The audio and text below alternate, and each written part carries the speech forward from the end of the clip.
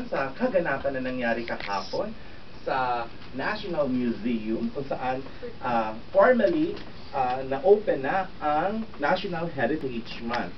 Ito ang ating kasama na ka-Bad Talker natin madalas dito sa ating programang Bad Talks, ang ating trainee from PLM o Pamantasan ng Lungsod ng Maynila, si Miss Joraline Batina. Magandang hapon sa lahat ng mga tagapakinig. Hindi na maganda ang hapon. O, dahil nagsalita ka ng joke. Go, Jero! Go, Jero! Inhale, exhale, relax.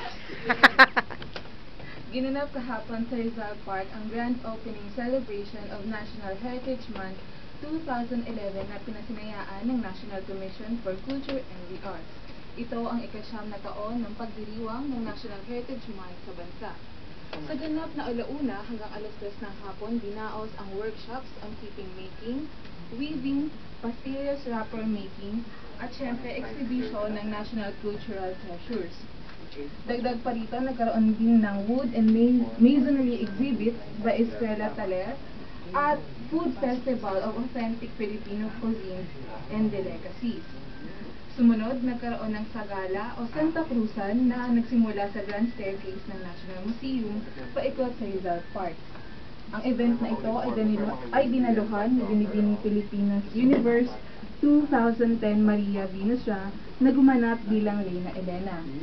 Sa ganap na alas 6 ng gabi, sinimulan ang formal na programa para sa pagbubukas ng selebrasyon para sa National Heritage Month. Ano lang nangyari doon sa grand opening? Chika mo naman.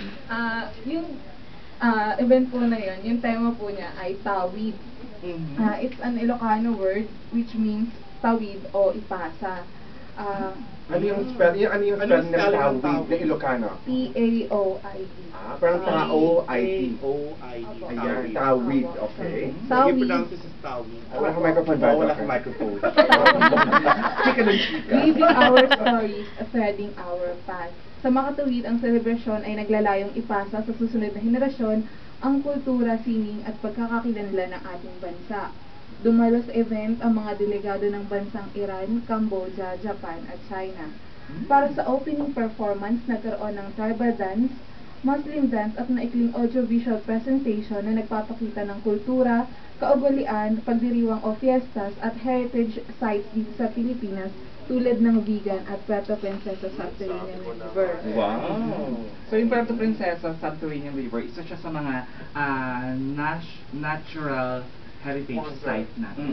Na pinikilala ng UNESCO. Di ba sabi nga ni tourism officer sa Palawan na millions of years niya bago pa yung Ice Age. Oo, so kasi mas matanda pa siya sa mga dinosaurs siguro. Ayan, sige Jero, tuloy mo So, lang. ang iba pang nagtanghal para sa naturang event ay ang Hagiye Dance Group from Ifugao. Nag-perform po sila ng tribal dance. Tapos, Gawad Manlilikha Awardee, Uwang Ahadas, Yakan Family. Ano yun si Gawad Manlilikha Awardee? Anong ginawa niya? Siya ba yung weaver? Hindi, Ay, hindi, nagsayaw po siya. Parang Muslim dance po base dun sa damit. Bakit naman pino po? Sige po, sige po, tuloy ng content. Tapos nag-perform yung Yakan Family na tinuturing na National Living Treasures Awardee. Kung saan po yung tatay nila, bulag po pero nakakapag-play po ng instrument. Yung parang traditional xylophone.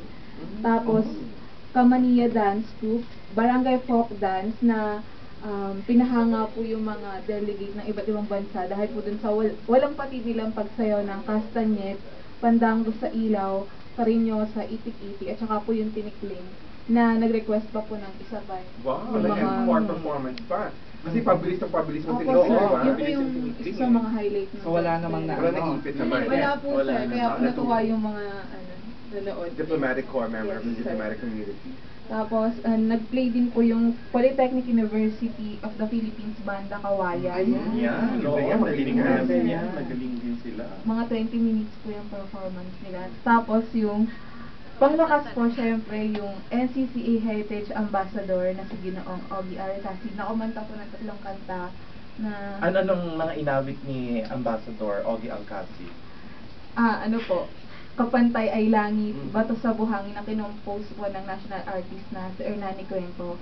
At saka po yung sarili niya pong composition na Kailangan Kita. Ayun, I love it. Wow. Matapos nito, formal na binuksan ni Commissioner Trota Regalado Jose ang selebrasyon ng National Heritage Month 2011 na sinundan ng 10 minutes fireworks display. Wow, may Kumusta fireworks. naman ang fireworks? Nag-enjoy ka? Is it lovely? Opo, tiningala po yun ng mga mga delegates. So kasi 10 minutes, medyo matagal-tagal yan. Yes. Mahaba yan. Kaya pala 9 years na ang National Heritage Month ay dahil ito'y pinanganak out of the Presidential Proclamation number 439 signed on August 11, 2000.